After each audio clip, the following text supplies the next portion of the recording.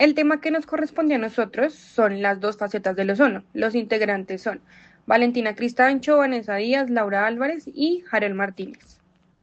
El primer tema es el ozono en la estratosfera. El ozono estratosférico es fundamental para la vida en la Tierra. Se encuentra entre aproximadamente 15 y 35 kilómetros de altura y actúa como un escudo natural al absorber la radiación ultravioleta más energética del Sol. Aunque su concentración es baja, su función es crucial para mantener las condiciones habitables en la superficie. Ya en la segunda diapositiva tenemos gradiente térmico y estructura atmosférica. En la troposfera, la temperatura disminuye con la altura a razón de aproximadamente 6.5 grados Celsius por kilómetro. Sin embargo, al llegar a la estratosfera ocurre lo contrario, la temperatura aumenta con la altura. Esto sucede porque el ozono absorbe radiación ultravioleta y libera calor, generando una inversión térmica. Esta absorción es lo que define la estructura térmica de la estratosfera. Como tercer tema tenemos la formación del ozono, que son los mecanismos de Chapman. Ahí tenemos tres formulitas en donde el ozono se forma cuando la radiación UVC rompe las moléculas de oxígeno en átomos individuales. Estos átomos reaccionan con oxígeno molecular en presencia de una tercera molécula, llamada M, que absorbe la energía liberada. La reacción es exotérmica, es decir, libera calor. Este conjunto de reacciones se conoce como el mecanismo de Chapman y explica tanto la formación del ozono como el calentamiento de la estratosfera. Entonces, la primera ecuación que tenemos es la radiación UVC a 200 nm, que es O2 más V, reacciona y quedaría O más O. Tenemos la siguiente, que es la formación del ozono, que es O más O2 más M, que de resultado da O3 más M más calor, donde la M es igual a N2, O2, O y H2. O, que como ya lo decía anteriormente, absorbe la energía. Tenemos la destrucción natural del ozono. Lo primero que tenemos es la fotodisociación, donde tenemos una formulita que se puede ver pues, en la imagen, y tenemos una reacción posterior, donde tenemos otra formulita que es de O3 más O, reacciona de 2O2. Entonces, el ozono no solo se forma, también se destruye naturalmente. Cuando absorbe radiación ultravioleta, se descompone en oxígeno molecular y oxígeno atómico excitado. Este ciclo mantiene un equilibrio dinámico entre formación y destrucción, permitiendo que la capa de ozono se mantenga relativamente estable bajo las condiciones naturales. Función protectora.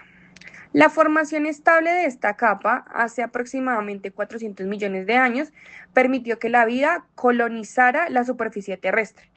¿Qué pasa si no hubiera ozono? Sin esta capa de ozono aumentarían significativamente los casos de cáncer de piel, habrían mutaciones genéticas, se afectarían los ecosistemas y se producirían daños en el ADN. Por eso, aunque la concentración máxima de ozono no supera los 10 partes por millón, es suficiente para filtrar completamente la radiación UV y C y gran parte de la UVB. Destrucción catalítica por cloro. Entonces tenemos dos reacciones catalíticas que, como se pueden observar en la imagen, son las dos que están ahí. Además del mecanismo natural, existen procesos catalíticos que aceleran la destrucción del ozono. Los compuestos clorados, como el CFCS, liberan radicales de cloro que actúan como catalizadores. El cloro se regenera en el proceso, por lo que puede destruir múltiples moléculas de ozono. Por eso este mecanismo fue responsable del agujero de ozono observado en la Antártida. Es un dato importante en este tema. Y ya por último, tenemos la respuesta internacional. En esta respuesta a este problema global, en 1987 se firmó el Protocolo de Montreal. Este acuerdo internacional permitió reducir progresivamente el uso de sustancias que destruyen el ozono. Actualmente la capa muestra señales de recuperación, convirtiéndose en uno de los casos más exitosos de la cooperación ambiental global. Aparte de eso, es el primer acuerdo ambiental global exitoso. Ozono en la troposfera, contaminación urbana, fotoquímica dañina. Tenemos que en la troposfera el ozono no se forma mediante el mecanismo de Chapman como en la estratosfera, porque la radiación UVC y la mayor parte del UVB ya han sido absorbidas en capas superiores. En zonas urbanas, el ozono es un contaminante secundario que se forma por reacciones fotoquímicas entre óxidos de nitrógeno, compuestos orgánicos volátiles y radiación solar. Tenemos la formación inicial del óxido de nítrico. A altas temperaturas, como en motores de combustión o plantas termoeléctricas, ocurre la siguiente reacción térmica. Nitrógeno molecular, que es el gas principal del aire, al 78%, más el oxígeno molecular, teniendo una reacción reversible en ambos sentidos, al sentido derecho como dos moléculas de óxido nítrico. A altas temperaturas, el nitrógeno y el oxígeno del aire reaccionan para formar óxido nítrico. Fotodisociación del dióxido de nitrógeno. En presencia de reacción VA, el dióxido de nitrógeno se fotodisocia, teniendo dióxido de nitrógeno más energía de un fotón, que es la constante de Planck más la frecuencia de reacción, produciendo óxido nítrico más oxígeno atómico. El dióxido de nitrógeno absorbe energía solar y se rompe, liberando un átomo de oxígeno, como por ejemplo un día soleado o un cielo despejado. Formación de ozono. El oxígeno atómico reacciona con oxígeno molecular para formar ozono. Aquí ya tenemos formación de ozono troposférico. Si solo existiera este ciclo, el ozono no se acumularía porque el óxido nítrico puede volver a consumirlo, teniendo oxígeno atómico más oxígeno molecular, produciendo ozono.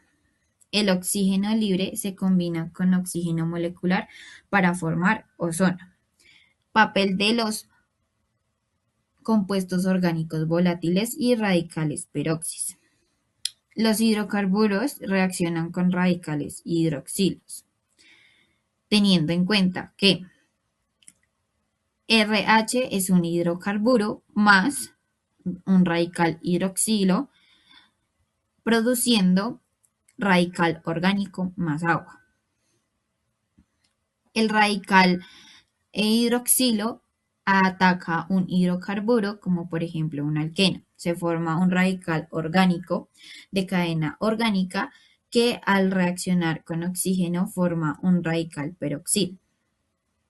La siguiente fórmula tenemos una cadena orgánica de un grupo alquilo más, oxígeno molecular y M, que esto significaría molécula estabilizadora, dando como producto un radical peroxil más la M que solo absorbe energía.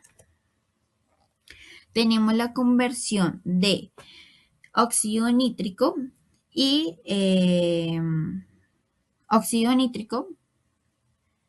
de dióxido de nitrógeno, donde tenemos que el radical peroxil más el óxido nítrico que produce dióxido de nitrógeno más agua. El radical peroxil convierte el óxido nítrico en dióxido de nitrógeno sin destruir ozono. Esto rompe el equilibrio natural del ciclo y permite que el ozono se acumule. El radical orgánico reacciona con oxígeno y se forma un radical peroxil. La molécula M solo estabiliza la reacción. En la siguiente tabla o diagrama, en esta figura se observa como un hidrocarburo con doble enlace reacciona con el radical hidroxilo. Primero se forma un radical orgánico y luego un radical peroxil. Finalmente, este radical oxida el óxido nítrico a dióxido de nitrógeno. Este mecanismo demuestra que en la atmósfera urbana son ricas en óxidos nítricos y compuestos orgánicos volátiles. El ozono puede formarse en grandes cantidades. Como conclusión, el elemento clave que explica su acumulación en la presencia de radicales peroxil derivan de hidrocarburos, que permite la conversión del óxido de nítrico a dióxido de nitrógeno sin consumir ozono, generando así el fenómeno conocido como el smog fotoquímico urbano. Ahora hablaremos sobre la no linealidad de la fotoquímica, especialmente en la formación del ozono en la atmósfera. Cuando hablamos de los procesos fotoquímicos, nos referimos a reacciones químicas que ocurren gracias a la luz solar, especialmente cuando hay radiación ultravioleta. En la atmósfera, esta radiación activa reacciones entre los contaminantes como los óxidos de nitrógeno, los NOx, como tal son conocidos, y los compuestos orgánicos volátiles, los COPs. Durante mucho tiempo se pensó que si aumentaban los contaminantes, el ozono también aumentaba de manera proporcional. Es decir, más contaminación significaba más ozono, pero en realidad es mucho más complejo. Cuando la atmósfera no funciona como un reactor químico simple, en ella intervienen muchos factores al mismo tiempo y las reacciones no siempre responden de manera proporcional. Esto es lo que se conoce como un comportamiento no lineal. Un sistema lineal es aquel donde existe una relación directa y proporcional entre la causa y el efecto. Por ejemplo, si duplicamos una sustancia, el resultado también se duplica. Pero en un sistema no lineal, como la atmósfera, la relación no es proporcional. A veces, pequeños cambios pueden generar grandes efectos y otras veces grandes cambios casi no producen como tal una gran variación. En el caso del ozono, podría pensarse que si reducimos los contaminantes precursores como los NOx y los COPs, el ozono disminuirá automáticamente. Sin embargo, esto no ocurre siempre. En algunos casos, reducir los NOx puede incluso aumentar la concentración del ozono. También puede suceder que reducir los VOx no tenga un efecto significativo. Todo depende de un equilibrio químico entre las sustancias y las concentraciones relativas. Esto ocurre porque el ozono se forma a través de una cadena compleja de reacciones donde intervienen radicales libres como el OH. Si modificamos uno de los componentes, cambiamos toda la dinámica química del sistema. En esta imagen podemos observar el diagrama ECMA, que es una herramienta utilizada para entender cómo se comporta la formación del ozono dependiendo de las concentraciones de los NOx y los VOx. En el eje horizontal tenemos la concentración de los VOx y en el eje vertical la concentración de los NOx. Las curvas que aparecen en el gráfico representan diferentes niveles de concentración de ozono. Cada línea indica cuánto ozono se produce bajo ciertas combinaciones de los NOx y los VOx. Este diagrama permite identificar dos regiones principales, la región NOx limitada, que esta es una región donde el ozono depende principalmente de la cantidad de NOx disponible. Aunque existan suficientes VOx, si el NOx es bajo, la producción del ozono será limitada. Por lo tanto, si en esta zona, si reducimos el NOx, el ozono disminuye. En cambio, reducir los VOx no tiene un efecto tan significativo. Y tenemos la región VOx limitada. Es una región donde ocurre lo contrario. El ozono depende de la cantidad de VOx que del NOx. Aquí puede ocurrir algo que parece contradictorio. Reducir NOx puede aumentar la concentración del ozono. Esto sucede porque se altera el equilibrio químico y favorecen ciertas reacciones, pues que producen más ozono. En cambio, si le reducimos los VOx, el ozono se disminuye.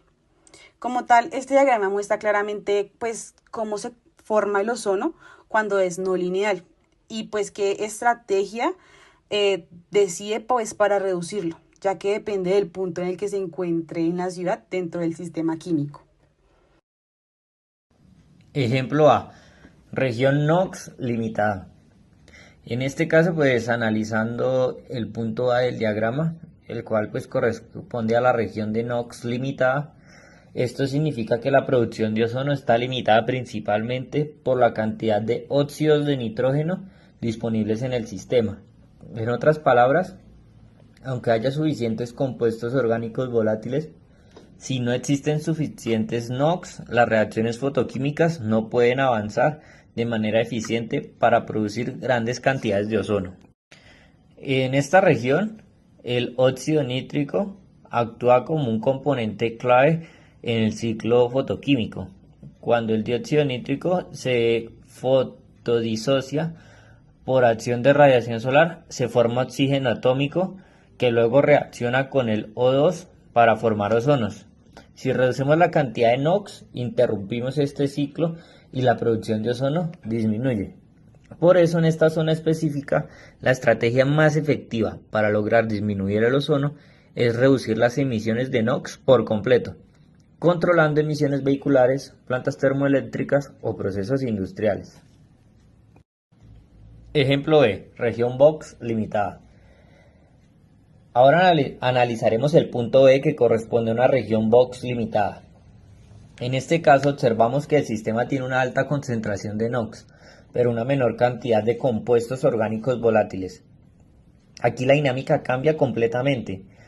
Cuando existen NOx, ocurre un fenómeno llamado titulación de ozono, donde el óxido nítrico en esta región pues no puede reaccionar directamente con el ozono y destruirlo. Sin embargo, al reducir el NOx en esta región, se disminuye esta destrucción directa y además se modifican las concentraciones de radiales libres como el OH. Estos radicales participan activamente en la oxidación de los BOX generando NO2, que luego puede transformarse nuevamente en ozono. Como resultado de ciertos casos, al reducir los NOx, el ozono puede aumentar en lugar de disminuir. Por eso se dice que este sistema es no lineal, contraintuitivo. En esta región, pues la estrategia correcta no es reducir el NOx inicialmente, sino disminuir los BOX porque son el factor limitante del sistema. Este comportamiento no es común en grandes ciudades con alta densidad vehicular e industrial, donde las concentraciones de NOx son elevadas. Importancia de las políticas ambientales. La no linealidad de la fotoquímica tiene implicaciones muy importantes para el diseño de políticas ambientales. Si las autoridades aplican la misma estrategia de reducción de emisiones en todas las ciudades sin analizar su régimen químico, podrían obtener resultados opuestos a los esperados, como por ejemplo, reducir únicamente los NOx en una ciudad que se encuentra en una región BOX limitada, podría empeorar temporalmente la contaminación por ozono. Por eso es muy fundamental realizar estudios atmosféricos previos para determinar si una región es NOx limitada o BOX limitada, antes de implementar medidas regulatorias. Ya que en la década de 1990, este conocimiento permitió mejorar significativamente las estrategias de control de contaminación en varios países. Se desarrollaron tecnologías como los convertidores catalíticos de 3 vías que reducen simultáneamente los NOx, el CO2 y BOX, logrando un control mucho más equilibrado en todo el sistema. Como último, tenemos una conclusión, la cual es que entender la no linealidad es solo un concepto teórico.